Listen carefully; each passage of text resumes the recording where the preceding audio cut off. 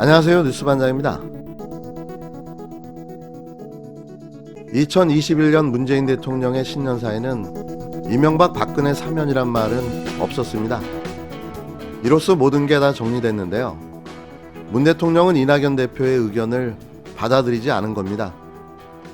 이낙연 더불어민주당 대표의 전직 대통령에 대한 사면론 주장은 자신만의 생각이었으며 어떠한 이유에서인지는 구체적이지는 않지만 자신의 차기 대권 지지율 하락과 난관에 봉착한 상황을 돌파하기 위한 수단으로서의 전략이었던 걸로 판단됩니다. 자, 어찌됐건 이번 사면론은 이낙연 대표의 실패로 끝났습니다. 혹자들은 문 대통령이 이 대표를 버렸다고 말합니다. 그렇게 볼 수도 있죠. 하지만 저는 그렇게 생각하지 않습니다. 정치란 국가와 국민을 위한 정책과 주장, 그리고 다양한 의견들이 충돌하며 그것들을 관철하고 또 현실화하는 노력을 하는 행위들인데요. 물론 국민을 위해서 또는 자신의 입지를 위해서 말이죠. 이렇게 자기의 주장을 폈고 그게 관철되지 않았다고 해서 누가 누굴 버렸다는 식의 논리는 너무 앞질러 간 거라고 생각합니다. 이 대표는 자신의 의견을 던졌고 문 대통령은 그 의견을 받지 않은 것뿐인 거죠. 또 여기서 우리가 알 수 있는 건 두 사람 간 사전에 어떠한 교감도 의견 조율도 없었다는 사실인데요. 그냥 이 사면론은 이렇게 해프닝으로 끝난 거죠. 더 이상 사면론과 관련된 이야기는 이제 그만했으면 합니다. 거듭 말씀드리지만 사면론은 대통령의 고유 권한이며 그 결정은 대통령 자신만이 할 수 있기 때문인데요. 누가 왈가왈부할 이유가 없습니다. 이낙연 대표가 코로나 수혜를 받은 기업의 이익을 코로나로 피해를 입은 기업에 나눠준다는 개념의 이익 공유제를 들고 나섰습니다. 피해받은 기업에 대해서는 정부가 세제와 행정, 그리고 금융 지원을 통해 자생력을 키워주는 게 우선인데요. 이 기업의 수익을 가져다가 피해 기업에게 준다. 과연 어떤 방식으로 어떻게 이익을 공유할지는 구체적이지 않지만 이런 개념이 과연 모든 사람들의 공감과 지지를 얻을 수 있을지 궁금합니다. 개념은 굉장히 좋습니다. 문제는 방식인데요. 이 대표는 뭔가 계속 하려고 하는데 이게 그렇게 좋아 보이지 않습니다. 최근 그의 행보를 보면 대선 후보가 공약을 발표하는 느낌마저 드는데요. 재난지원금의 선별 지급, 그리고 통합을 위한 전직 대통령 사면론에 이어 11일 발표된 이익 공유제까지 이낙연 대표는 정책 보좌관부터 바꾸는 게 가장 먼저 해야 될 일로 보여지는데요. 정책 보좌관이 이낙연 대표 안티로까지 보여지는 거죠. 차라리 현 시점에는 방역 수칙을 위반하는 교회에 대한 집합 금지 및 처벌을 강화하고 자영업자들에 대한 제한을 방역 수칙을 엄수하는 조건으로 완화시켜주는 게 더 효과적인 정책이 아닐까 생각해 봅니다. 보다 현실적이고 구체적인 방안이 절실한 때이기 때문이죠. 혹시라도 이게 대선놀이라면 이제는 멈춰주시기 바랍니다.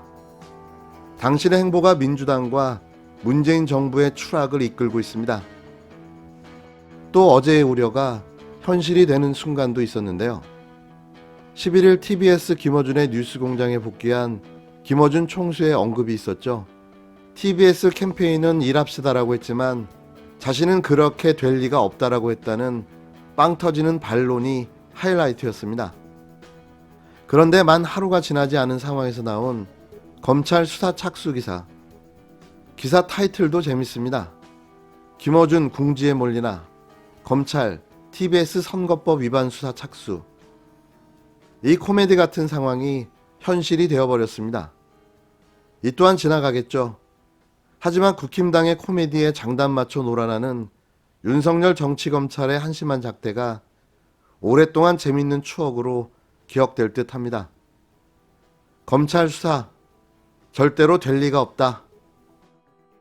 공당에서 저 개인을 상대로 해가지고 입장 표명하라고 하도 많이 여러 예. 의원들이 말씀을 하셔가지고 그래서 예. 제가 아까도 말씀드린 대로 당직자기나 하면 예. 국회 출입증이라도 있는데 전 국회 출입증도 없거든요. 어딜 가서 제가 입장 표명을 합니까? 예. 굉장히 제가 화가 많이 났었습니다. 사실관계도 잘 그러니까 공격을 많이 받으시니까. 그렇죠. 사실관계도 잘 알지 못하는 사람들이 예. 결국에는 뭐 지금 가세연이라는 데서 이 성추문만을 믿고 예. 지금 확대 재생산하는 것도 모자라서 저 개인을 성폭력 특위 위원이라고 저한테 제가 예. 가해 행위를 한 것도 아닌데 저를 지목하여 가지고 그렇게 의견 표명을 하셔서 제가 이 대목을 굉장히 좀 문제를 삼아야 되나 제가 이렇게 생각을 좀 했는데요. 돌아가는 상황을 보니까 사실은 이 사건이 사실은 왜 신고가 안 됐는지 예. 하는 걸 대충 짐작을 할 수 있겠는 그런 입장 표명까지 나와가지고 이렇게까지 가세연에서 했는지 그거를 알 수가 있을 것 같은데 예. 가세연이 대체 무슨 증거를 갖고 있는지도 전 잘 알고 있지 못하고요. 네. 김병욱 의원이라는 사람 저는 한 번도 만난 적이 없고 그리고는 김병욱 의원이 제가 듣기로는 가세연을 고소를 했다고 하더라고요. 그러니까 고소를 했으니까 아무래도 가세연이 갖고 있는 증거들이라는 거를 예. 경찰에서 확인하지 않겠습니까? 예. 그렇기 때문에 뭐 불행히도 피해자라고 추정되는 여성의 의사와 관계없이 예, 결국은 또 피해자라고 추정되는 여성의 의견을 무시한 채 예. 결국에는 가세연이 갖고 있는 증거에 대하여 뭐 조사는 이루어질 것으로 보입니다. 비겁한 변명입니다. 지금 들으신 내용은 지난 11일 CBS 라디오 김종대의 뉴스업에 출연한 이수정 국힘당 성폭력 대책위원회 발언이었는데요. 주말 내 계속됐던 국힘당 김병욱 의원의 두둔 발언에 애둘러 변명하고 나선 겁니다. 누가 봐도 선택적 정의이자 선택적 비판인데요. 너무 웃기죠? 더욱더 웃긴 건 피해 당사자가 불미스러운 일이 없다고 밝힌 시점에 나온 인터뷰입니다. 전 이 사건은 끝까지 지켜봐야 한다고 생각합니다. 아니 땐 굴뚝에 연기가 날 이유가 없고 핑계 없는 무덤이 없기 때문인데요. 4.7 보궐선거를 앞두고 불거져 나온 이 사건이 만 일주일도 안 돼서 없던 일이 되어버렸습니다. 좀 많이 이상하지 않나요? 저는 많이 이상합니다. 그래서 저는 계속 지켜보겠습니다. 끝으로 12일 조선일보의 기사가 눈에 띄는 아침입니다.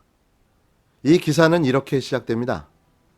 박범계 법무부 장관 후보자가 최근 심재철 법무부 검찰국장이 검찰 인사를 준비하겠다고 보고하자 제동을 걸고 사실상 주의를 준 것으로 11일 전해졌다. 법무부와 검찰에서는 박 후보자가 그걸 왜 지금 심 국장이 준비하느냐는 식으로 얘기를 했다는 말도 흘러나왔다. 심 국장은 대표적인 추미애 라인이다.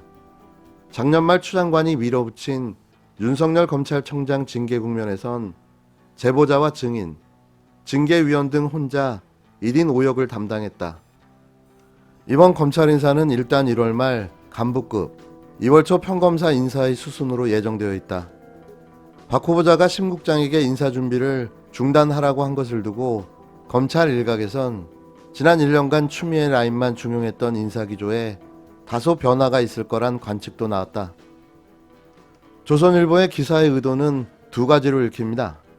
박범계 후보자가 추미애 법무부 장관과 달리 윤석열 청장과 타협해서 이번 검찰 인사를 처리할 거라는 루머성 기사를 통해 내부 분열을 조장하고자 하는 의도와 정권 수사를 하면 좌천된다는 현 정부의 검찰 탄압 프레임을 강조하고 싶은 건데요. 저는 두 가지 다 실패했다고 봅니다. 박 후보자의 행보를 더 지켜봐야 하겠지만 저는 적어도 박 후보자가 그런 행동을 하지 않을 거라 믿습니다. 윤 청장과의 인사협의를 하는 모습을 갖추려는 의도로 보여지는데요. 약간의 포용적 제스처라고 할까요? 물론 그래도 지켜봐야겠죠. 검찰개혁을 그토록 주장하며 추 장관 다음에 검찰개혁 마무리 투수로 등판한 그가 설마 윤석열과 짝짝꿍하지는 않을 거라는 게 제 생각입니다. 아무리 성렬이 형이라고 할지라도 말이죠.